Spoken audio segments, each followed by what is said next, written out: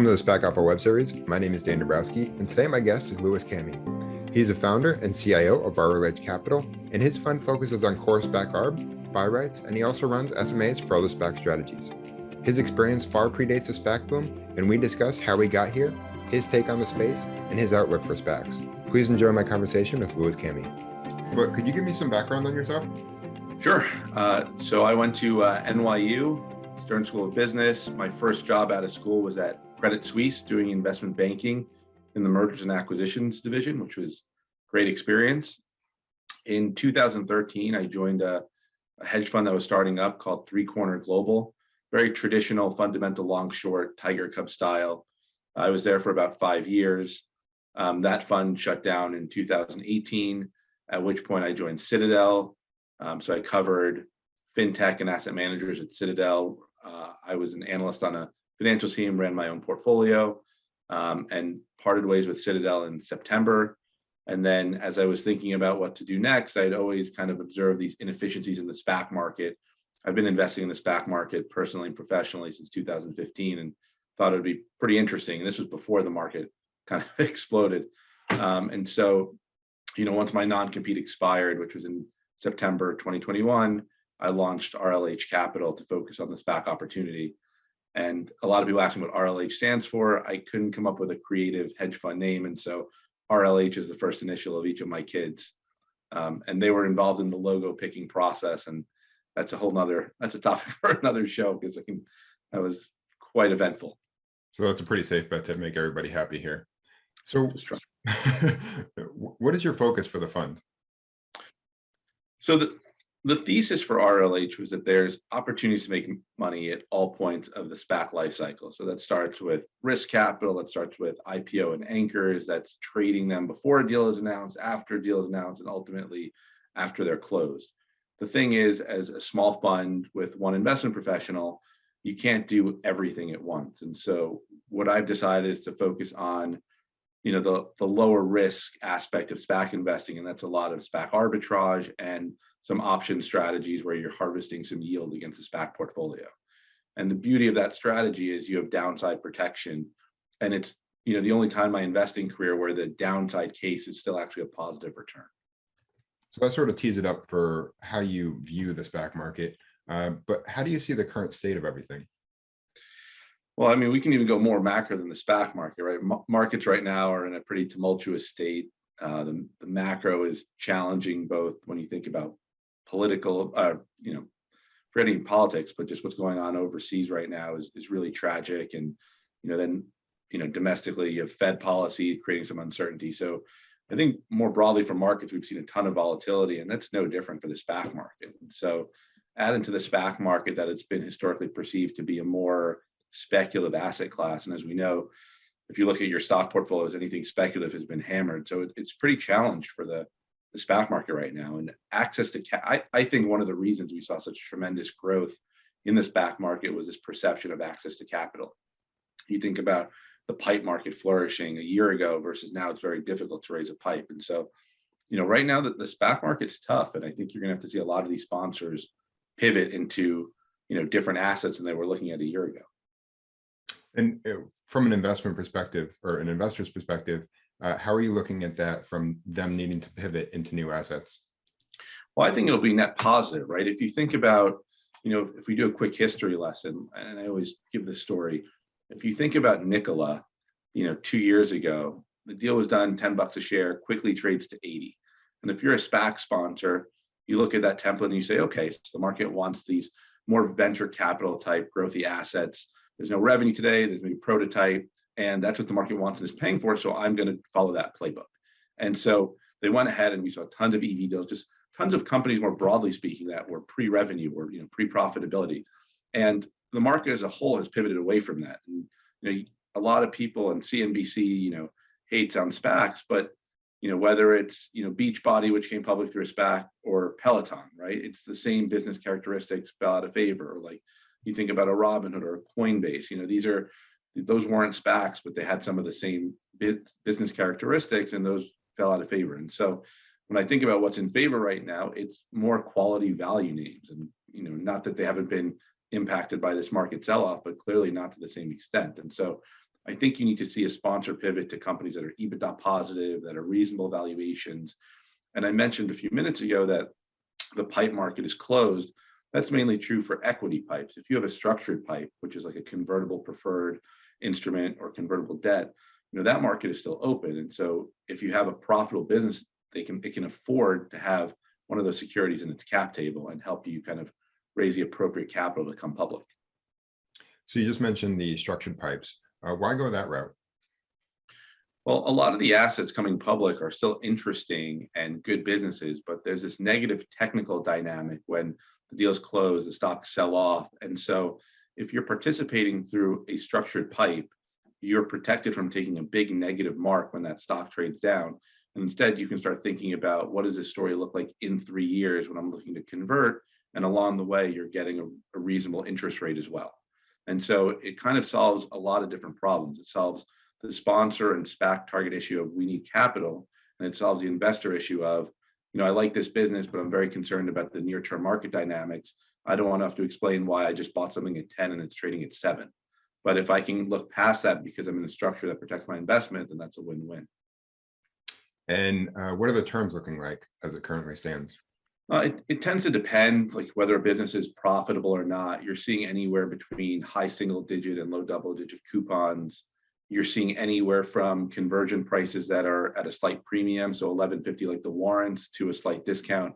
And you're starting to see some structures where, to the extent redemptions pick up, the conversion price may decrease, and just, general incentives on the more capital is delivered to the target, the lower yielding the security is, because in theory it's safer, it's buffered by more cash, and vice versa if redemptions are more elevated. And what do you see as that differentiation between a quality or a poor asset? Well, for me, it starts with, I just don't believe a lot of these hockey stick forecasts. And so, if you're coming to market with a hockey stick forecast, even if they're accurate, now is probably not the right time for you, because investors aren't going to believe you. You're not going to get credit. And so for me, it comes back to, kind of, is the growth you're laying out reasonable? Is it, predicated on performance that you've had the last few years, or is it hockey stick growth? And so for me, and it's not even good business versus bad business. It's more about what is easier to invest in right now.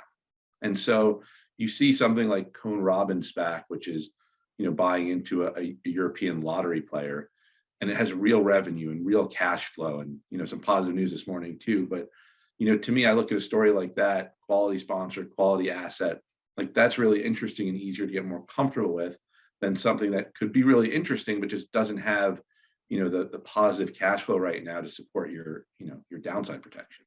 You've spoken previously about companies coming out and actually being more conservative in their projections because they're really not going to get the credit for it, given the more macro environment. Could you speak more on that? Sure. SPACs have gotten a terrible reputation because they've closed their deals, and in the subsequent quarter or 2 quarters, they've missed their numbers completely or even withdrawn their guidance. And so, if you come out as a SPAC, because of that dynamic, people will look at your numbers right off the bat and say, okay, these aren't real. And so it's critical that you come out, you beat your numbers, you keep beating and raising. And so all of a sudden, in a few quarters, the market can say, oh, they're not a SPAC, they're a beat and raise story. And so I'll give you an example. And full disclosure, I have a position in the issuer, but there's a SPAC called Queen's Gambit. And they're doing a merger with a company called Swivel, really interesting company. Candidly, it doesn't meet some of the criteria I like to see there. It's a little early for them, but it's a high growth, really exciting story. And so they announced their Q3 results, and they beat and raised their 2022 guidance. So even before they closed the deal, they raised their 2022 guidance. Their proxy actually just went effective today. The vote is in 2 weeks. They're supposed to announce their Q4 results in the next couple of days. It wouldn't surprise me if they beat and raised again, because they seem to understand that, we know if we miss once that we're in the penalty box, and it's going to be really difficult to get out. And so you have a good story, and if you start beating and raising in a couple of quarters, all of a sudden it's like, wait a second, that's really interesting, and maybe it is beaten down because it's an X-SPAC. But investors love beat and raise stories. They love exciting end markets. They love exciting themes. And so if you can kind of change that narrative to, hey, listen, we set conservative results. We're going to beat them. You want exposure to this market or this region, or depending on the story. And so I think that's the right way to do things. Like when we think about some of the great compounding stocks, they don't miss that often, right? They tend to be beat and raised, and of course they have the occasional miss. Everyone does, but the percentage of SPACs missing has just been so high. And just pivoting to something totally different, I actually think that announcing 2021 results for a lot of SPACs, giving their initial 22 guide, and then the stocks getting crushed could actually be a clearing event, because you had these stories or these companies that have been tied to projections that they knew were way too high from the beginning. And so this is kind of the clearing event to lower your 2022 by some massive amount. The stock gets hit, but all of a sudden, you may not have liked it at $10 a share with aspirational forecasts, but at 3, 4, 5, 6 with reasonable forecasts, that could be interesting. Now, can we take a step back from that and look at what your actual investment thesis was for Swivel? That I guess more speaks broadly onto what your strategy looks like. Sure. So, because of my fund being more on the low risk side, I can't really own a material position in Swivel beyond the redemption date. What I think is interesting, and we're getting on a slightly different topic, but I think the story is interesting and their warrants are dirt cheap. So the warrants in Swivel are about 40 cents right now. If you look at where the average warrant is trading for a SPAC that's completed its deal, it's closer to $1. And so I see a story that has beat and raise potential, research coverage potential, and is closing in short order. And that seems really interesting to me as a way to take the ride with them in a lower risk fashion. And then just taking a step back, sorry, to answer more directly, for me, it's a key theme. It's international mobility. They're providing a solution that's more convenient and cost effective than some of the buses in the countries they operate. They tend to be in the Mideast, and so they're increasing convenience at a lower price point. I think that's a pretty good combination. And they've showed that, hey, even though we have very growthy forecasts, thus far we've been beating and raising, so we have set a conservative baseline. And so for me, that's a pretty interesting combination. So looking at warrants, what do you see as opportunity within the warrant market right now? So SPAC warrants have gotten crushed, and to some extent rightfully so, but the prices are now back to the remember when levels of 2015, 16, 17. And so, right now there's just a lot of fear of mass liquidations. And I believe that the liquidation rate will be, elevated relative to where it's been before. And of course, that means a lot of warrants will be worthless. But when I look at the warrant universe, or the SPAC universe more broadly, we spoke earlier about how access to capital is a differentiator. And so when I think about firms like the private equity firms that have funds and LPs and access to debt financing, they still have access to capital. And so the Apollos of the world, the Ares, the equity, Sam Zell SPAC, Gore's Group, those guys are still going to be able to do deals if they want to. And there's some mid-market private equity firms also that have SPACs that are just less well known, like One Equity Partners and HIG and Corsair. And those guys do deals for a living. So what's interesting there is they have proprietary deal flow and they have access to financing. And I think that's a huge differentiator. And not surprisingly, their warrants trade at a premium to the group, but you can still go in and buy those warrants for 40 to 50 cents. And just to frame kind of the risk reward, obviously, if they don't do a deal, you lose all your capital, that goes to zero. But if they do a good deal, a SPAC trading at $10 should have warrants that are over $2. And a SPAC that's $8, or I joke around, you've only destroyed 20% of values, should have warrants trading at $1.50 or above. And so, if you think these guys are going to get deals done and the stock's trade to $8, and you're looking at buying at 40 to 50 cents and exiting at $1.50 plus, that's still a great trade. And you have to you can play with the math of, how many will liquidate. But what's interesting in this group is if they liquidate, it'll be a deliberate choice of okay, the SPAC market is not where we want to play right now. We will lose our risk capital and move on. Whereas a lot of other sponsors may have to liquidate because they just can't raise the capital.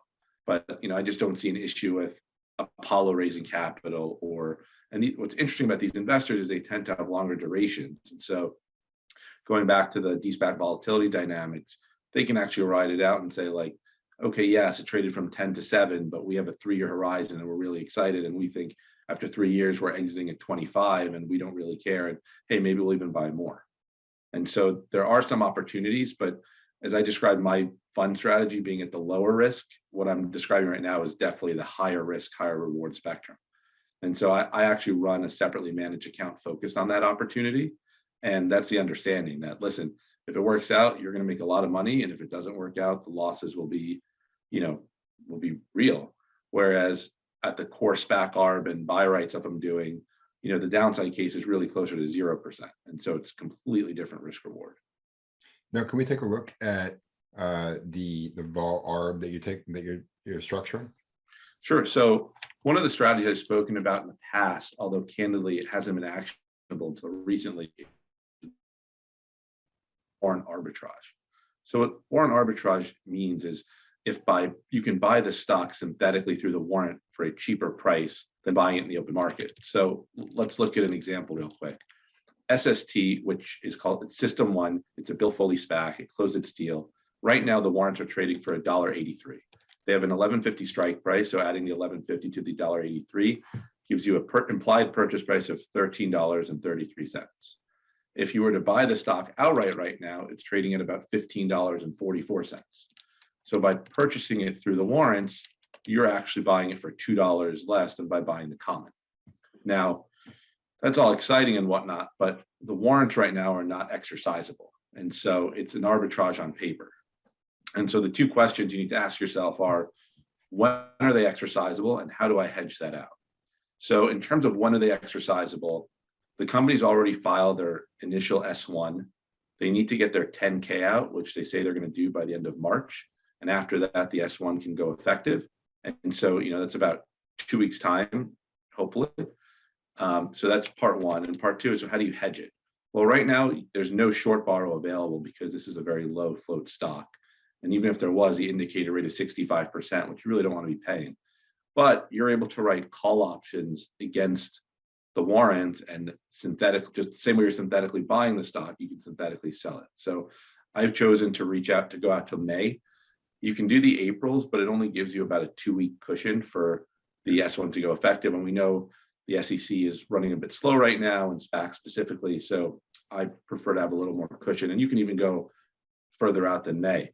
But you're able to write when I put the trade on, I was able to write the $15 and $17.50 calls for the same price as the warrant. And so if you think about that, that means that if the call expires worthless, it's already compensated you from the warrant. You can ride the upside from there.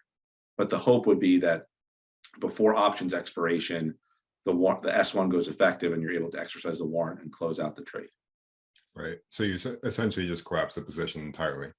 Exactly. Now, the key risk here is low float stocks are prone to squeezing, as we've seen with some other SPACs. And so you want to size this appropriately. So if the stock doubles overnight, you'll be upset about it, but where the journey's ending. You just don't know the path it will take. And so you want to be prepared that if it squeezes, it's not forcing you to cover it because you just can't take that pain. So if it's a 2 or 3% position going to a 4 or 6 in that draconian scenario, you'll be upset about it, but you'll live. Whereas if you size this to be 30% of your portfolio and it doubled in your face, it would be a lot harder for you to stay calm and patient and wait for the trade to kind of play itself out.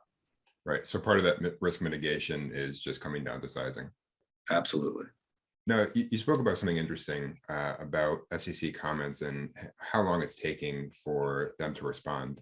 I know you've spoken previously about them taking particularly long for the crypto market or crypto securities, but it seems like it's more broad than that. Could you break down, why do you think that's happening? I can only speculate. I've had no conversations with the SEC, but listen, I think you've seen a lot of investors lose money on SPACs. And so it's not surprising that the SEC's way of addressing that is scrutinizing them a bit more. My frustration as an investor is when you look at some of the changes, they don't look like they're increasing investor protection. And so we spoke about Queen's Gambit a few minutes ago. If you just did a red line of the most recent versions of their proxy or their international, so it's an F4, you'll see the changes are just so immaterial from an investor point of view that you wonder, okay, you're not affording me more protections and you're slowing down this process. And so you're not helping me as an investor. So there may be other reasons, there may be resource constraints at the SEC, but I as someone who's involved in the SPAC, I just get frustrated looking at the changes. So a lot of times when a new version of an F4 or a proxy comes out, I'll do a red line. I'm curious what's changed. Is there new information? Has any numbers changed? And if the answer is yes, then that's interesting, and maybe that's helps informs my investment opinion. But if not, then you just kept me waiting. And for any investor, you want to see deals close as soon as possible, right? If you're playing the ARB, the faster it closes, the higher the IRR. If you're playing it fundamentally, you want to get rid of the SPAC wrapper and turn this thing into a real stock. And so I think everyone would prefer faster SEC approval, but again, I haven't spoken to the SEC, so I don't know if there's something specific they're looking for or constraints that they're that's limiting them. So it sort of gets into the current class of sponsors that are seeking a deal is in excess of 600. How do they need to incorporate this additional time, as time certainly becomes a factor when you're coming up against the liquidation deadline? Yeah, and what's interesting to your point is, so we just talked about the SEC taking longer, and SPACs are actually giving themselves less time when they go public. So if you look at the average duration of a SPAC, it was in May, it was about 20 months. And in February, that number was down to under 14 months. And so it's this weird dynamic where, sponsors are giving themselves less time to complete deals, and the SEC is running longer. Now, a lot of them have the ability to extend and pay 10 cents for 3 months. I personally think that the cost of extending is going to go up in short order as interest rates go up. But, it's an interesting dynamic. And then the second part of that is, to your point, we have a lot of SPACs that are going to start hitting their expiration dates. And so it'll be really interesting to see if we see this big spike in liquidations that, some people have been calling for. Thus far, we've only seen 2 liquidations, BTAC and ZGYH. Interestingly enough, neither of those were underwritten by kind of the bulge bracket firms. And so we'll see if that's a differentiator or not. Like, is Goldman Sachs or Morgan Stanley or JP Morgan going to let one of their SPACs liquidate? Maybe if they think that the music has stopped for SPACs, but that's definitely something that I'm looking at eagerly. But there's no question, like, these guys have to put pedal to the metal, and they're probably feeling some risk that they're going to lose their risk capital. But to add to that, the risk capital is really so generous that you can start getting creative with how you share it. You find a target, maybe the target's iffy about going public, and you say, you know what, we'll give you half of our promote as an incentive. And now all of a sudden they're incentivized to go public, they're incentivized to hit their number and do well because they have this big bonus pool of stock. And so, it wouldn't surprise me if there are more creative ways, whether it's, sharing the promote or more of these structured pipes, et cetera. And so that's why for me, I'm less concerned that we see mass liquidations. I do think we'll see a spike in liquidations because we've never seen 600 SPACs before seeking a target. But it'll be really interesting to see how creative these guys can get. So we're not necessarily seeing a ton of liquidations, but what we are seeing more of are terminated transactions. These companies that do still need the capital, how do they proceed from here?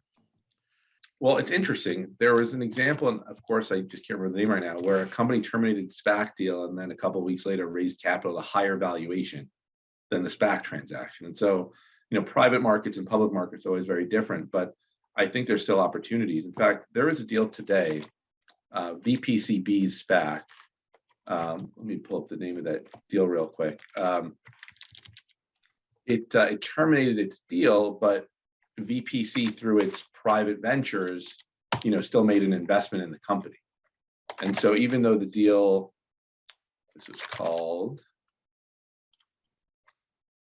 FinExcel, even though this deal was terminated, the target still got money and still got to stay private. So that showed a pretty flexible approach from the sponsor. Now, not every sponsor has private capital, and it's back to, this is a nice plan B if you're the target, right? That the sponsor can come to you and say, hey, by the way, we know you need money, and if just for market conditions or whatever reason, the SPAC doesn't work out, we will still get you the capital. And so I think you'll see more and more deals that have an investment component that's unrelated to the actual SPAC transaction. For instance, I was speaking to a sponsor today, and they're looking at a target, and they want to make an investment into that target that closes agnostic of the SPAC transaction. And then if the SPAC transaction closes well, there'll be some additional sweeteners for the original investors. And so I think that's a nice way to kind of marry supply and capital versus the IPO and kind of bifurcating those processes. So we're talking about where you see potential opportunity, but where are you staying away from? I'm staying away from some of these new SPAC IPOs where the terms look really attractive, but I just view the probability of doing a deal to be much lower. And if the probability of doing a deal is lower, then the value of the warrant is much lower. And so I tend to stay away from some of those where it's 12 months, 10, 20 in trust and a full warrant. Like that sounds great on paper, but when you start thinking about these deals are taking 6 months to get done. So you have max 6 months to do a deal, and then you have to overcome the overfunded trust and the warrant. Some will get done, don't get me wrong, but that's challenging. So I'll stay away from that. I won't own assets through DSPAC. I will happily sell them before the close and buy them back a little later. And again, I'm not doing that in the fund right now because it doesn't meet the risk parameters. But if I were looking at something, the negative technicals are just so strong that even if you love a SPAC transaction, you think it's going to 15, there's a real possibility it goes from 10 to 8 to 15. And so I'd rather be there able to buy it at 8 instead of riding it down. And I do hope that will change over time. But as I think about it today, that's something I'm pretty focused on. And the other thing to be mindful of is if you're looking at a SPAC with a short duration, just be mindful that it's tough to get deals done right now. And it's not just a SPAC dynamic, it's an M&A dynamic more broadly. If you look at what happens to M&A during times of market volatility, it really slows. And so I was just looking at this right now.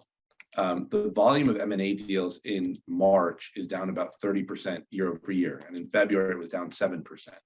And you look back to some prior periods of volatility, when the world went crazy with COVID, not surprisingly, and this is an extreme sense, but M&A deal flow was down 50%.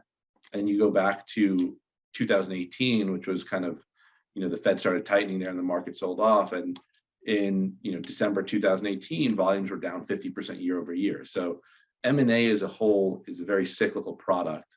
I started my career as an M&A banker, so this is like taking me way back in time. And so I think it's cyclical. It feels like we're towards the lower end of the cycle, and you just have to be a little patient because it wouldn't surprise me if once we get some more visibility from the Fed and some more visibility into events overseas, and hopefully the Ukraine-Russia situation is settled as soon as possible because the loss of life is tragic.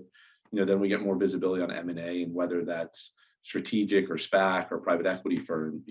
All these industries have a lot of money to put to work, and so it wouldn't surprise me if that picks back up later this year. But it's pretty tough to say, hey, this SPAC has 6 months left, and so I think they can do a deal and close it. And there's some pretty big name sponsors that are in that situation. It's not just some of the more recent ones with shorter durations.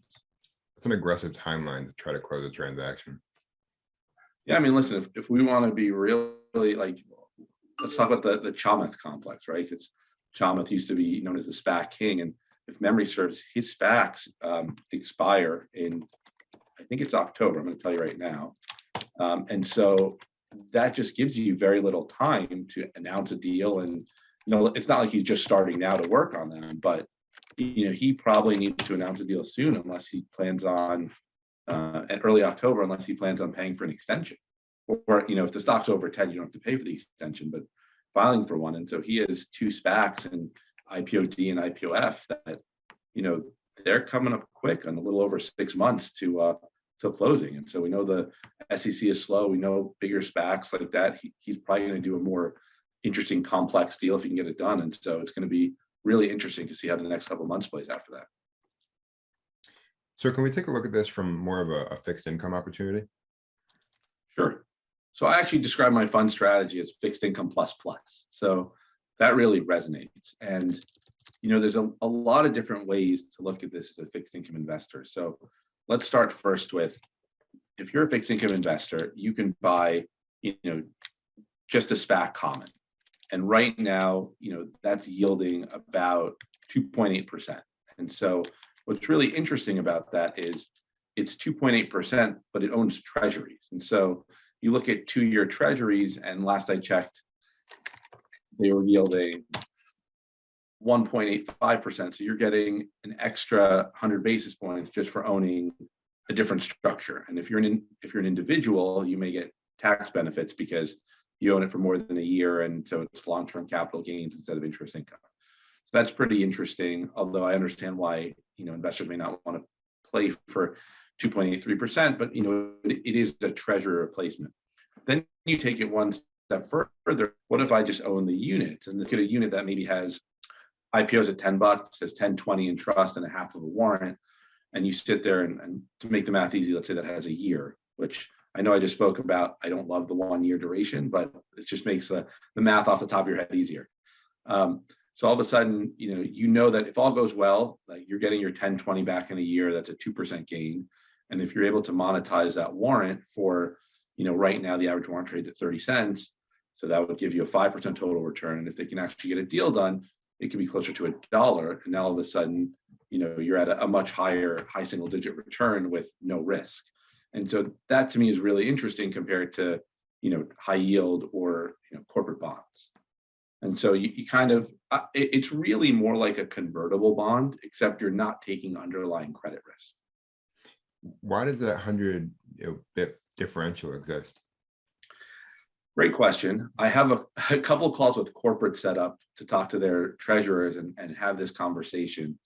If I had to guess, it would be for a few reasons. One, someone who's in the treasury department that buys, or the treasurer of a company buys treasuries, they know what they're buying, they've been doing it their whole career, and they're very comfortable with it. So now you're asking them to do something different. And there's always friction in change.